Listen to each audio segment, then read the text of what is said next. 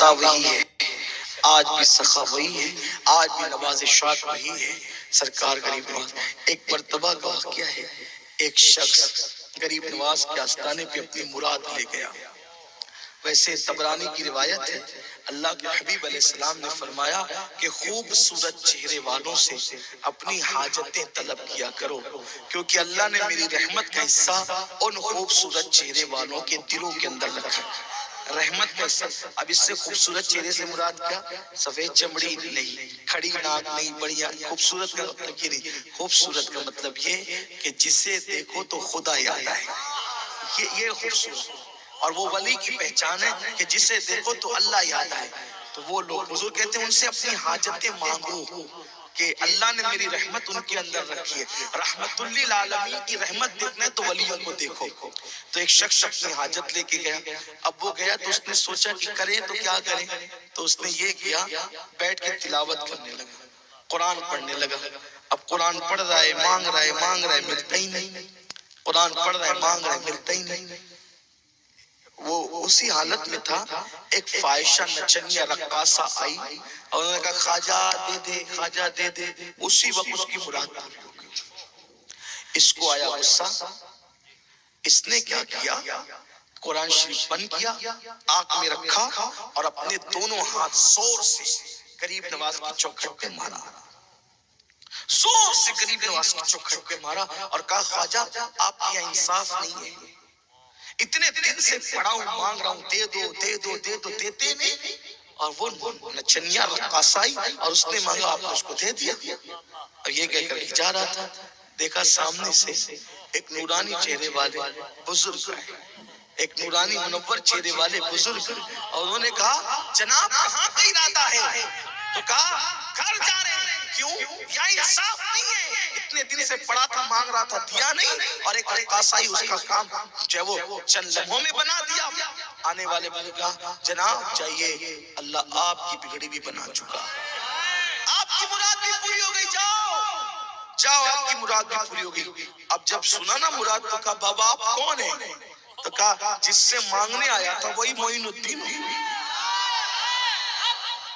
جس سے مانگنے آیا تھا وہی معین الدین ہوں۔ کہا سرکار معاف کریں لیکن یہ بتائیں کہ اتنی تاخیر کیوں ہوئی، اتنی دیر کیوں ہوئی؟ فرمایا نادان تجھے نہیں پتا کہ تو قرآن بہت اچھا پڑھتا ہے، تیری آواز بہت اچھی ہے، جب تو قرآن پڑھ رہا تھا تو میں دینے میں دیر اس لیے کر رہا تھا کہ جتنی دیر کروں گا تو اتنے دن میرے شہر میں رکے گا اور میرے پاس بیٹھ کے قرآن پڑھے گا۔ مجھے قرآن پڑھنا سننا بہت پسند ہے، اس لیے میں نے دیر کی تھی، مگر نادان تیرے اندر صبر نہیں تھا، لیٹ کرنے میں بھی حکمت تھی کہ تجھے روکنا مضبوط تھا کیونکہ تو مجھے پسند ہے، تیری تلاوت پسند ہے۔ فرمایا مگر تو نے تو غصے میں میری چوکھٹ پہ ہاتھ مارے، یہ ہاتھ میری چوکھٹ پر نہیں پڑے، اس کا اثر دیکھ لے۔ اپنی پیٹھ سے کرتا اٹھایا تو دیکھا کہ وہ پنجوں کے نشان جو چوکھٹ پہ مارے تھے وہ غریب نواز کی پشت پر تھے۔ یہ غریب نواز آج بھی عطا کرتے، آج بھی عنایت کرتے۔ ایک بہت خوبصورت سا، میں تو دو ہی بات کرنا چلا تھا لیکن ایک خوبصورت سا واقعہ اور یاد آتا ہے۔ ابھی چند سال پہلے کی بات ہے، چند سال پہلے کی بات ہے، ایک شخص تھا، اس کا جو ہے وہ بہت بڑا کاروبار تھا، جوہری کا کاروبار تھا۔ جوہری سمجھتے ہیں نا، پتھر، قیمتی پتھر، اس کا کاروبار تھا۔ اور وہ شخص ہر سال عرس غریب نواز میں جاتا، غریبوں کو کھلاتا، خدام میں پیسے تقسیم کرتا، دیتا، عطا کرتا، سب کا خیال کرتا، علماء وہاں کے جو تھے ان کا خیال کرتا، انہیں نوازتا، بہت لنگر ونگر سب پکاتا تھا، بہت کچھ کرتا تھا۔ اور اس کو اولاد نہیں تھی، وہاں منت مانی، اللہ نے بیٹا بھی دے دیا، اور پھر اس کے بعد بیٹا بڑا ہوا۔ خدا کا کرنا یہ کہ دولت مند باپ کا بیٹا دولت مند لڑکوں کے ساتھ رہ کر کے بگڑ گیا اور وہ جوا میں مبتلا ہو گیا، جوا کھیلنے لگا، وہ جوا میں مصروف ہو گیا۔ ادھر باپ کو خبر نہیں تھی کہ میرا بیٹا جواری ہو گیا ہے۔ یاد رکھنا جو ناجائز اور حرام چیزیں نا وہ ایک نہ ایک دن ختم ہو کے رہتی۔ حرام چیزوں کو ختم ہونا، حلال کبھی ختم نہیں ہونا ہے۔ جو لوگ جوا لاٹری سے مالدار بنتے ہیں یا شراب کے دھندے سے یا جو ہے وہ حرام کاروبار سے سود کے دھندے سے بہت جلدی اوپر جاتے ہیں لیکن اتنی جلدی نیچے بھی آتے ہیں۔ یہ سوڈے کی بوتل دیکھیں وہ جیسے تھڑ سے اوپر جاتے ہیں ویسے اس کا پانی نیچے بھی آتا ہے۔ نہیں، حرام کی طرف نہ جاؤ۔ اللہ کو پسند نہیں ہے حرام، جوا پسند نہیں ہے اللہ کو، لاٹریاں پسند نہیں ہے اللہ کو، اور یہ جو لوگ شرطیں لگاتے ہیں یہ بھی حرام ہے کہ سٹا جو کھیلتے ہیں، جو کرکٹوں پہ کروڑوں روپے کا سٹا کھیلا جاتا ہے اور پھر اس سٹے کا جب دن کرکٹوں کے دن جاتے ہیں تو پھر سننے میں آتا ہے کوئی کنویں میں گر کے خودکشی کر لیا، کسی نے دریا میں چھلانگ لگا دی، کسی نے جو ہے وہ کرنٹ پکڑ لیا۔ یہ سب نقصانات ہیں۔ دیکھو جو راستہ اللہ نے بتایا نا اس سے بہتر راستہ کوئی ہو ہی نہیں سکتا، کیونکہ اللہ اپنے بندوں سے 70 ماؤں سے زیادہ پیار کرتا ہے۔ اور بہت لالچ میں مت پڑو، بہت کتنا بھی کماؤ، 4 روٹی سے زیادہ ہم نے نہیں کھانا، ایک لباس سے زیادہ ہم نے ایک دن میں نہیں پہننا ہے، تو ہایا کیوں کرتے ہو؟ محنت کرو، صراط مستقیم سے اچھے راستے سے جاؤ، اللہ دے گا۔ اس نے خزانے دینے کے لیے پیدا کیے، اس نے رکھنا کس کے لیے؟ وہ بچا کے کس کے لیے رکھے گا؟ ارے انسان بچاتا ہی اپنے لیے یا اپنی اولاد کے لیے، اس کو تو کسی چیز کی ضرورت نہیں ہے، اور کہہ دیا لم یلد ولم یولد، اس کی تو کوئی اولاد ہی نہیں ہے، تو جو پیدا کیا وہ ہمارے لیے پیدا کیا ہے، پھر کیوں پریشان ہو؟ ارے جب اس کا نبی اتنا سخی ہے، اس کا نبی اتنا سخی ہے تو اس کے دینے کا انداز کیا ہوگا؟ جب نبی کی سخاوت اتنی کہ جس کو دیا دینے والا بنا، تو خدا کی عطا کی شان کیا ہوگی؟ اس لیے جلدی مت کرو، حرام کی طرف مت جاؤ، دھیرے دھیرے طرف۔ ابھی لوگوں کا حال کیا ہے؟ پیسوں کے چکر میں ایک پلاٹ کئی لوگوں کو بیچ دیتے ہیں، ایک پلاٹ کئی لوگوں کو بیچ دیتے ہیں، اسی طریقے سے اس کا لے لیا ہڑپ کر لیا، نہیں دیا اس کا لے لیا، یہ سب ہو رہا ہے۔ غریبوں کو یہ کہ چلو اتنا دو، اتنے پرسنٹ کو دیکھ رہا ہوں کہ بس جس کی کوئی حد نہیں، پہلے دوسرے مہینے میں 20 25% منافع دیا، پھر لوگ لالچ میں کہتے نہیں نہیں ابھی مت دیجیے، آپ ہی رکھیے، اسکور بڑھائیے، اور پھر سارا اٹھا کے لے کے بھاگ گیا۔ یہ حالت ہوتی ہے۔ اللہ کا فرمان ہے ہم حرام کو ہلاک کریں گے، حرام کو ہلاک کریں گے اور حلال میں برکت عطا۔ مت جاؤ حرام کی طرف، اور اپنی اولاد کو بھی یہ درس دو رزق حلال۔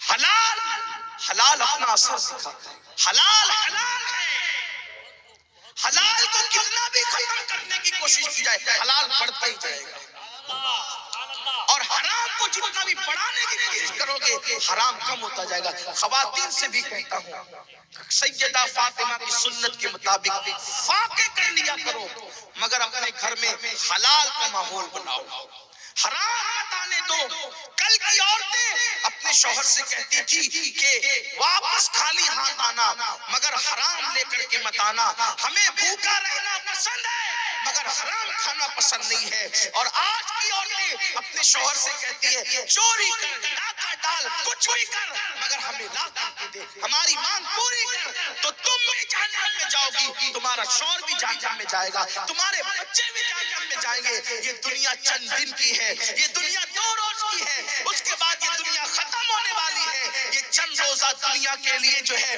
اپنی آخرت تباہ مت کرو۔ کیا خیال ہے ان عورتوں کے بارے میں جنہیں روزانہ دودھ اور چندن سے نہلایا جاتا تھا، لیکن آج ان کی قبروں کے نشان بھی موجود نہیں ہے، مگر جس کے گھر میں ایک مہینے تک چولہا نہیں جلتا تھا، اس سیدہ فاطمہ کا نام آج بھی ہر جمعہ کو خطیب منبر پر ادب سے لیتا نظر آتا ہے، اور دنیا کو بتایا گیا عزت وہ نہیں ہے جو حرام کھانے میں ملتی ہے، عزت وہ ہے جو حلال کی بنیاد پہ بھوکے رہنے میں قدرت عطا کرتی ہے۔ اس لیے جوا، شراب، سٹا یہ سب حرام ہے، اور اللہ نے جتنا مقدر میں لکھا ہے اتنا ہی ملنا ہے اس سے۔ اور یہ بھی کہہ دو جتنا مقدر میں لکھا ہے اتنا ہی کھانا بھی ہے، اس سے زیادہ نہیں کھانا ہے۔ میں نے دیکھا دسترخوان لگا ہوتا ہے، بہت سارے لوگ کہتے ہیں میں یہ نہیں کھاؤں گا، کیوں؟ ڈاکٹر نے منع کیا۔ یہ نہیں کھاؤں گا، کیوں؟ ارے ڈاکٹر کی کیا اوقات منع کرنے کی، قدرت نہیں چاہتی کہ تو کھائے۔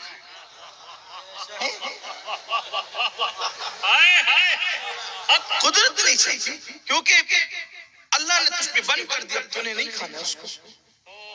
اب چاہے درجات بلند کرنے کے لیے بند کروا دیا ہو یا سزا کے طور پہ کیا ہو، دونوں چیزیں ہو سکتی ہیں۔ ہم کسی سے کیا بدگمانی کریں، لیکن بند کروا دیا قدرت نے۔ اب پتہ چلا کہ ہو کر بھی لایا کون؟ خود ہی جا کے لایا، لیکن خود نہیں کھا سکتا۔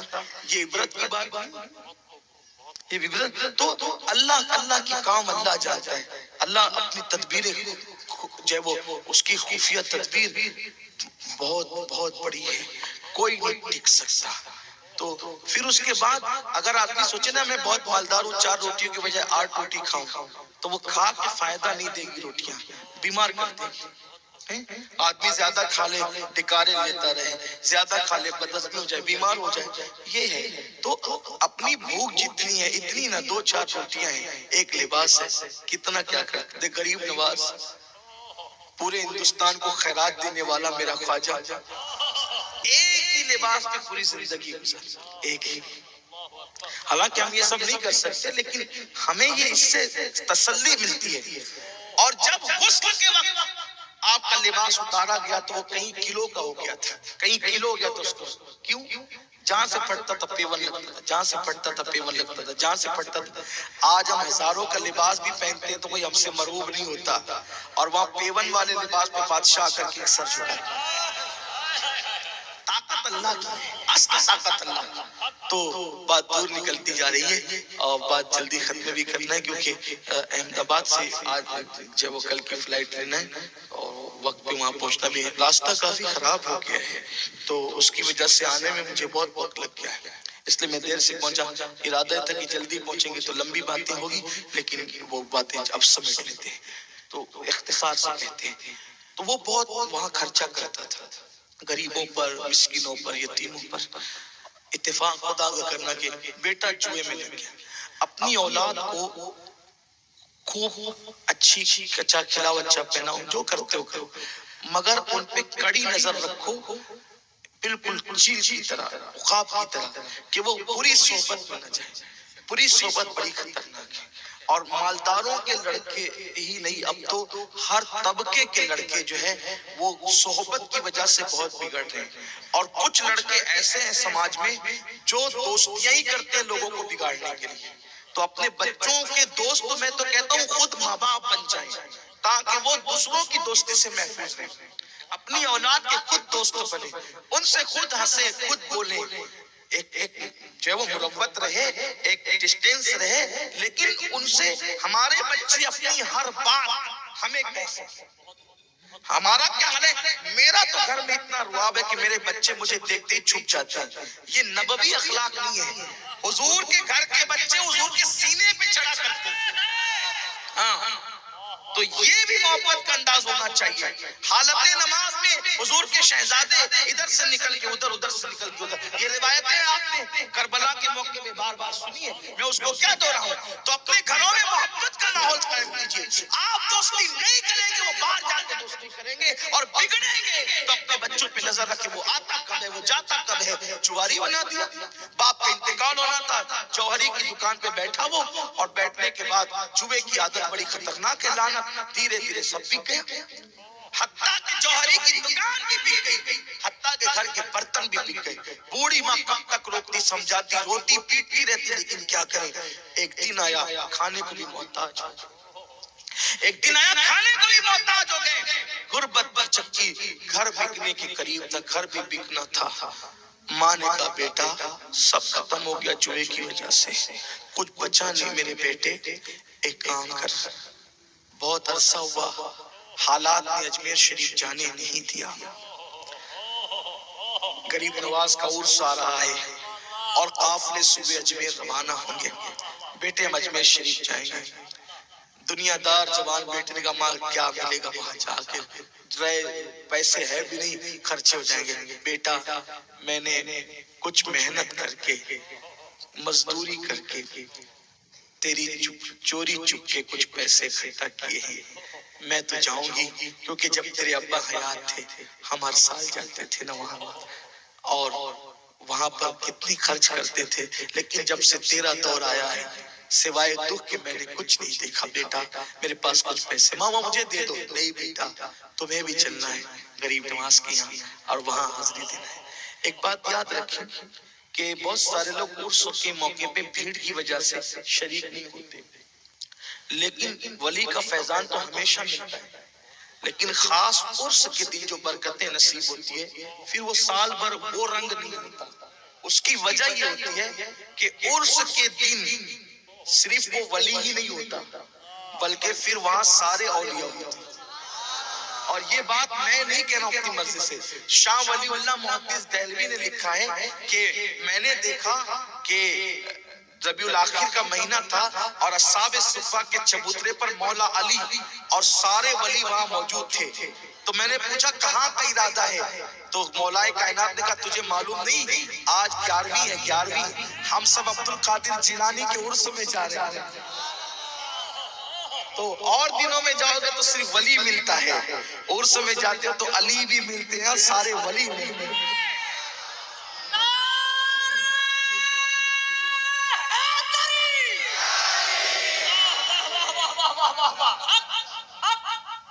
تو عرس کی بات ہی الگ ہوتی، پھر چاہے آپ عرس میں جا کر کے کمرے ہی میں بیٹھ جائیں، لیکن کوشش کریں اگر جا سکتے ہو تو جایا کریں، شریک ہوا کریں۔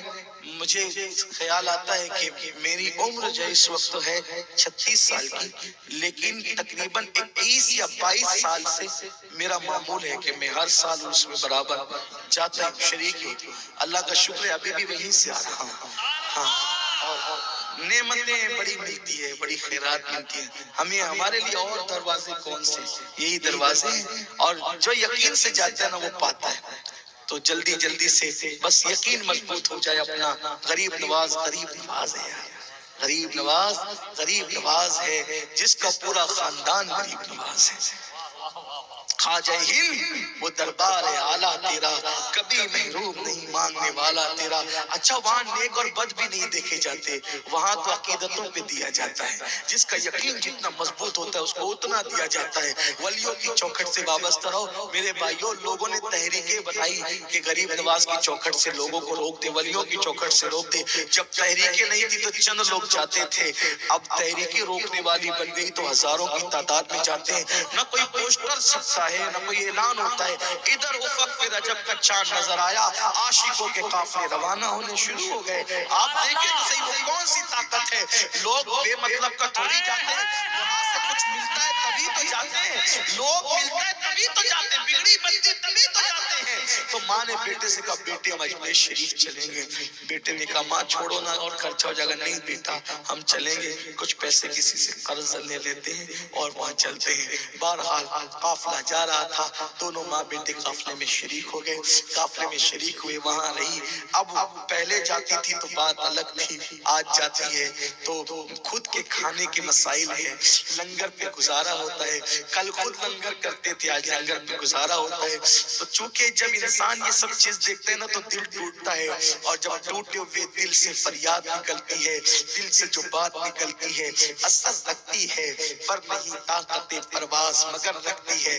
ٹوٹے ہوئے دل سے صدائیں نکل رہی تھی، گزری ماضی کے دن یاد آ رہے تھے، کہاں پہلے غریبوں کو بھیک دیتے تھے، اتنا نوازتے تھے، اتنا عطا کرتے تھے، اور آج تو خود کے مسائل ہے، روتی جاتی ہے غریب نواز سے عرضیاں لگائی جاتی ہے، روتی جاتی ہے غریب نواز سے بھیک مانگتی جاتی ہے۔ تو بچا بچا کے نہ رکھ سے، تیرا آئینہ ہے وہ آئینہ کہ شکستہ ہو تو عزیز تر ہے، نگاہ آئینہ ساز میں اللہ اکبر، ادھر مانگ رہی ہے رو رہی ہے گڑ گڑا رہی ہے۔ یاد رکھنا میں نے مدینہ منورہ کے بعد اگر سب سے زیادہ کسی آستانے پر لوگوں کو روتے دیکھا ہے تو وہ میرے غریب نواز کا آستانہ ہے، وہ میرے خواجہ کی چوکھٹ ہے۔ میں نے لوگوں کو روتے وہاں بہت دیکھا ہے، اور پتہ نہیں ایسا لگتا ہے جیسے ماں کا پیار مل رہا ہے، ایسا لگتا ہے جیسے باپ سے زیادہ شفقتیں مل رہی ہے، ایسا لگتا ہے جیسے ہم روتے ہیں تو کوئی اپنی آستین سے آنسوؤں کو خشک کر رہا ہے۔ اللہ وہ رو رہی تھی، مانگ رہی تھی، گڑ گڑا رہی تھی، یقین تھا، اور عورتوں کو یقین مردوں سے کچھ زیادہ ہی ہوتا ہے۔ چھٹی شب آئی اور وہ بھی گزر گئی، اور اس کے بعد قافلے پھر واپس لوٹنے لگے، بھیڑ چھٹنے لگی۔ اب ادھر بھی وہ بیوہ خاتون اپنے بیٹے سے کہتے ہیں بیٹا چلو آخری الوداعی حاضری دے دیتے ہیں، اب تو غربت اتنی ہے کہ پتہ نہیں کب آنا نصیب ہوگا یا زندگی میں اب آ بھی نہ سکیں گے۔ روتے ہوئے آنسو دوپٹے سے پوچھتے ہوئے غریب نواز کو الوداع کہا، اور چلتے چلتے جب بڑی سامنے ایک نورانی چہرے والا فقیر مرد درویش آیا، اور اس نے گول سا بڑا پتھر اس کی جھولی میں ڈال دیا۔ عقیدت بڑی دیوانی ہوتی ہے، عقیدت بڑی دیوانی ہوتی ہے، پتھر نہ دیکھا، اجمیر مقدس کی خیرات سمجھ کر دوپٹہ لیا اور سینے سے لگا لیا۔ جوان بیٹے نے بھی، بگڑے ہوئے بیٹے نے بھی دیکھا کہ ماں کی جھولی میں کسی فقیر نے پتھر ڈالا ہے، اور ماں نے اس کو لے لیا، لیکن لے کر کے سنبھال کر کے گئی اور گھر پہ سنبھال کر رکھ دیا۔ یہ پتھر اجمیر شریف کا پتھر ہے، یہ پتھر کسی اجمیر کے فقیر کا دیا ہوا پتھر ہے۔ ایک دن بیٹے نے کہا ماں سب تو ختم ہو گیا، مکان بیچ دو۔ نہیں بیٹا کیا کریں گے، مکان بیچ کے کہاں جائیں گے؟ کہا وہ جو رئے سے پیسے جمع کیے تھے وہ بھی تم نے اجمیر کے سفر میں خرچ کر دیے، کیا دیا تمہارے خواجہ نے؟ کیا دیا تمہارے خواجہ نے؟ ویسے وہاں پر آپ نے خرچہ کر دیا، قرضہ بڑھا لیا۔ ماں نے کہا بیٹا تو نے جوئے کے لیے اتنا قرضہ کیا کہ سب بیچ دیا، اگر میں نے غریب نواز کے عرس کے لیے کچھ پیسے لے لیے تو کیا گناہ کیا؟ بیٹا غصے میں آیا اور وہ پتھر اٹھایا، وہ پتھر اٹھایا کہ یہ پتھر دیا، اس پتھر میں کیا تھا؟ پتھر دیا، اور جنون کی کیفیت میں پتھر اٹھا کر گھر کی دیوار پہ دے مارا۔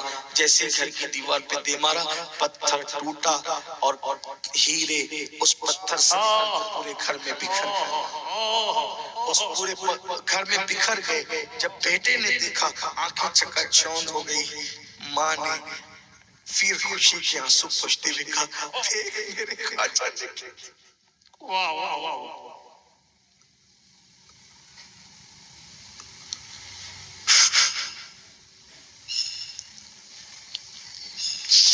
دیکھ میرے خواجہ نے کیا کیا۔